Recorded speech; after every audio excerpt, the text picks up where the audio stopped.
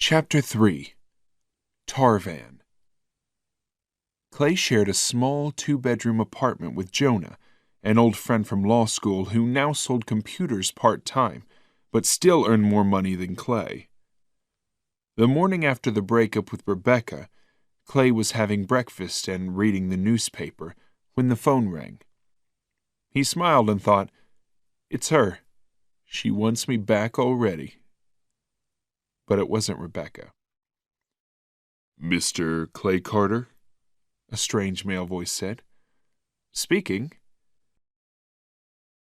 "Mr. Carter, my name is Max Pace. I work for law firms in Washington and New York.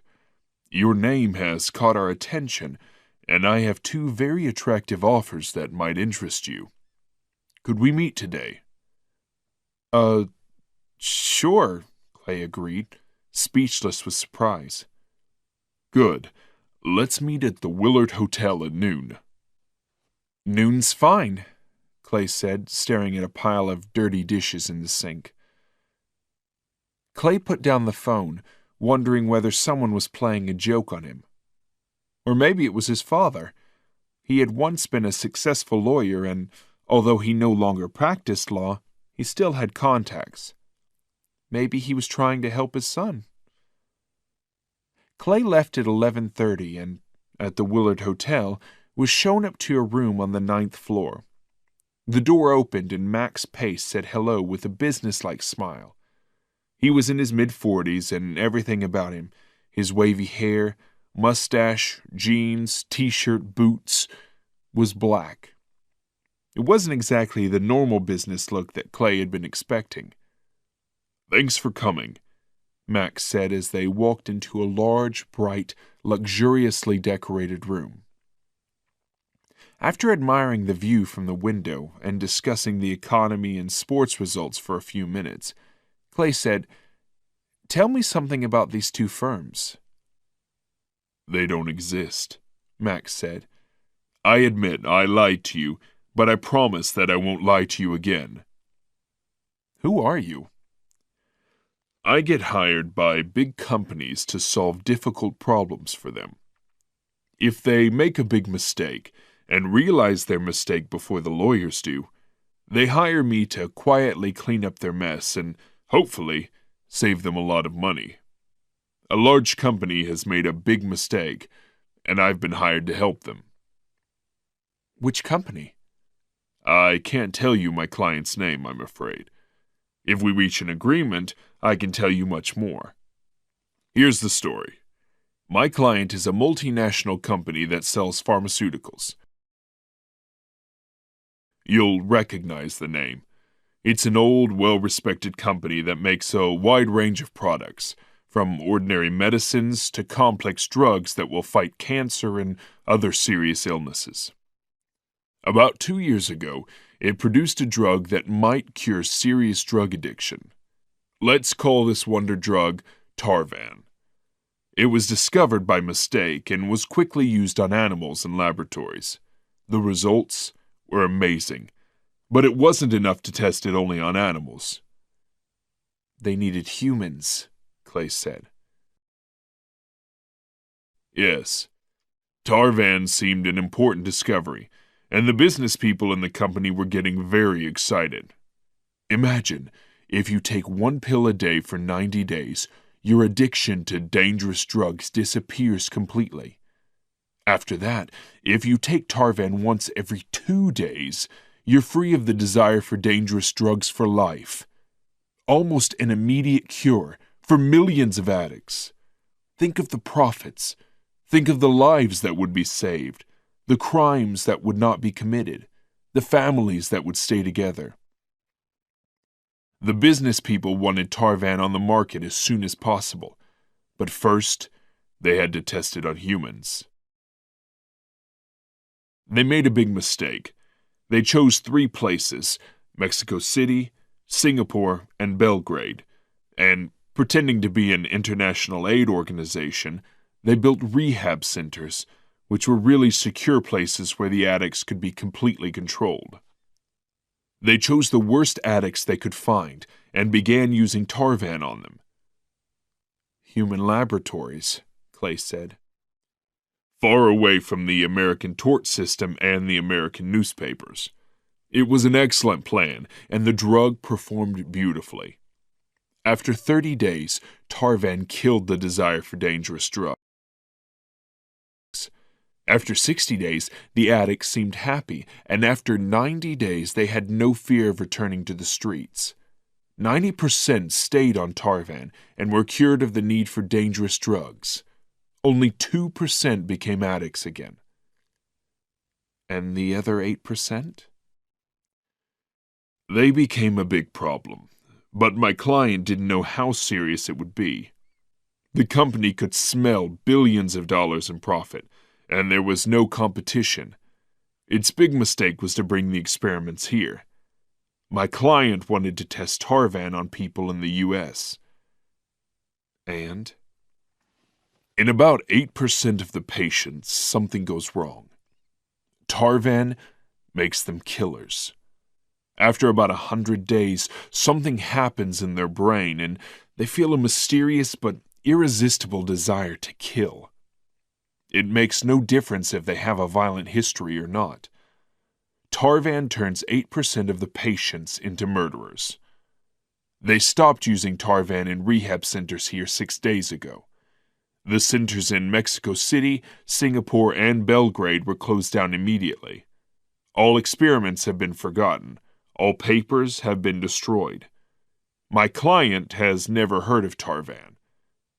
We'd like to keep it that way. How many murders have there been because of Tarvan here in D.C.? Clay wanted to know, thinking about Tequila Watson and Washad Porter. 5 people in D.C. have been killed by addicts on Tarvan. Possibly 6 if Washad Porter's second victim dies. We know who they are, how they died, who killed them, everything. We want you to represent their families. If you can persuade them to sign their names, we'll pay them money. In this way, things can be dealt with quickly, quietly, with no lawsuits, no publicity, and no more problems for my client. Why would the families hire me? Because they don't know that they have a legal case. They think that their loved ones were ordinary victims of street violence. They'll hire you because you'll go to them, tell them that they have a case, and say you can get $4 million in a very quick, secret settlement. Also, you're the only lawyer who's getting close to discovering the truth about Tarvan. If another lawyer finds out about it, there could be a trial. If that happened, my client would lose much more money, and the bad publicity would probably destroy the company. Believe me, Clay, the company knows it's done something bad. It wants to correct it, but it also wants to limit its damages. It would be easy to take your client to court and get more money. The case would be very hard to prove, Clay, because there's no evidence. The counselors at DeCamp and Clean Streets didn't know they were using Tarvan. All the paperwork's been destroyed. The authorities have never heard of Tarvan. And the company would hire the best lawyers in town to defend itself.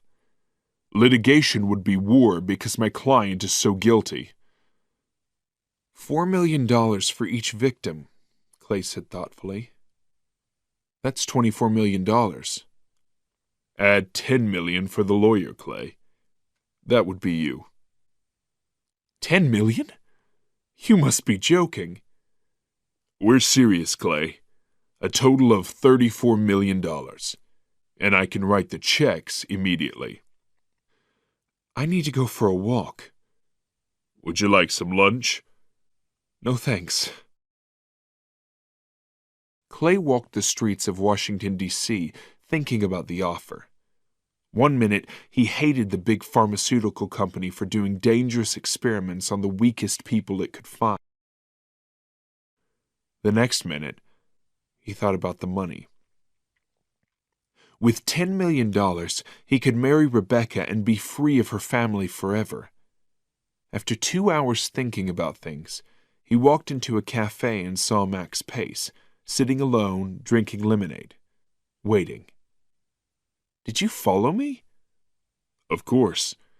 Would you like something to drink? No. What would happen if I represented the Pumphrey family? That case would be worth more than $34 million. Max seemed ready for the questions. First, you don't know who to file a lawsuit against. You don't know who made Tarvan. Second, you don't have the money to fight with my client. Third, you'd lose the opportunity to represent all the other known plaintiffs. If you don't say yes quickly, I'll go to the next lawyer on my list with the same offer. I want this whole business finished in 30 days. I could go to a big tort firm. Yes, but that would give you more problems. First, you'd lose half your fee. Second, the whole business would take 5 years. Third, there's no guarantee that even the biggest tort firm in the country would win the case. The truth may never be known. It should be known. Maybe, but I don't care. My job is to silence this thing, to compensate the victims, and then forget all about it. But I'm defending Tequila Watson. How do I suddenly change sides and represent the victim? As soon as you resign from the OPD, you're free to open your own office and start accepting other cases. I don't like that answer. It's the best I have. Listen, Clay, Tequila Watson's guilty. Ramon Pumphrey is dead. You have to forget about Watson. Clay drank his iced water and thought quietly for a minute. He wasn't happy. In his opinion, big corporations should go to jail for crimes the same as ordinary criminals. But if he didn't take the case, another lawyer would. Okay, he said eventually. What's your plan? Pace pushed his lemonade to one side and leaned forward eagerly. You leave your job and start your own law firm. Rent a place and put nice furniture in it. You'll need to impress your clients. We found you a place on Connecticut Avenue. Would you like to see it? The office was on the 4th floor of a high, modern glass and metal building on Connecticut Avenue, an expensive, high-class area of Washington, D.C. Expensive carpet was being put down and the walls were being painted. The office can be finished in a few days, Pace said as he and Clay stood at a window and watched the traffic below. You can open your new business in less than an hour. Choose a bank, open your accounts. By next Wednesday, you can be sitting here behind an expensive desk running your own law firm. What about my staff? I'll need other lawyers. Your friends Rodney and Paulette. They know the city and its people. Hire them, pay them 3 times what they're earning now, and give them nice offices down the hall. They can talk to the families. We'll help. A short time later, Clay said goodbye to Max and went for another long walk. After that, he returned to his office, locked his door, and spent the last hour of the workday thinking about Max Pace's offer, trying to make up his mind. Later that evening, he met Max Pace for the 3rd time that day. Max talked to him about other work after the Tarvan case finished. Something much bigger, Max said. He told Clay about another pharmaceutical company which had put a bad drug on the market. No one knows it yet. Their drug is doing better than my client's drug, but my client now has reliable proof that the bad drug causes cancer. My client has been waiting for the perfect moment to attack. They're planning a class action lawsuit brought by an aggressive young attorney who possesses the right evidence. After you finish the Tarvan case in 30 days, we'll give you the file on this new case. It will be worth millions. Much more than Tarvan.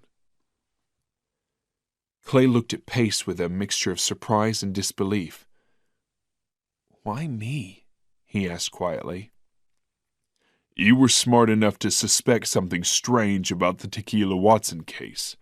Eventually, you might have found out about Tarvan by yourself.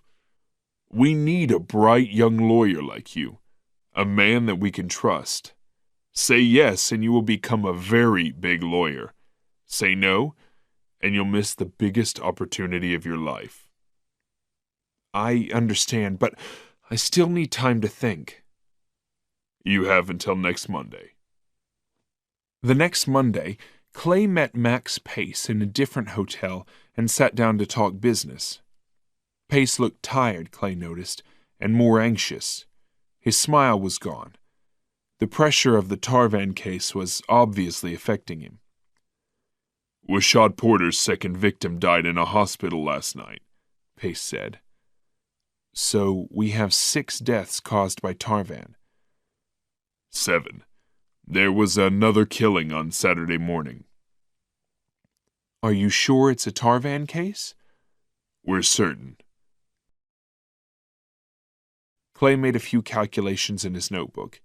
Then he looked up and said, I think 5 million for each death caused by Tarvan is a better figure. Agreed. Surprised by Pace's calm acceptance of the new figure, Clay continued, And I think the attorney's fees are too low. Really? Pace smiled for the first time. 10 million isn't enough. No, I'll need at least 15 million. That's $50 million altogether. That should be enough. Pace smiled and shook Clay's hand. Agreed, he said. Congratulations. Now, there's a contract and a few rules for you to follow. Max was reaching into his briefcase. What kind of rules? First, you can never mention Tarvan to Tequila Watson, his new lawyer, or to any of the other criminal defendants involved in this affair. You have to forget about the murderers. You now represent the families of their victims. If you mention Tarvan to anyone, the deal ends and you'll lose everything I'm offering you. Clay nodded and stared at the thick contract now on the table.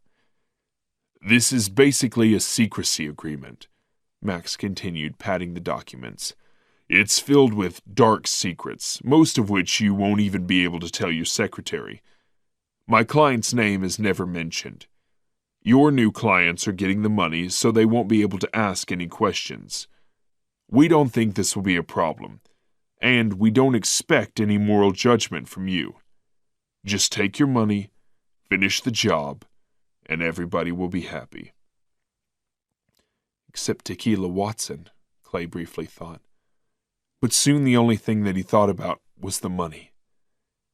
By the end of the day, Clay had signed the paperwork, opened a new bank account, signed a contract for his new offices on Connecticut Avenue, registered as a law firm, resigned from the OPD, persuaded Rodney to join him, and received his first payment from Max Pace. $5 million. He was already a multimillionaire.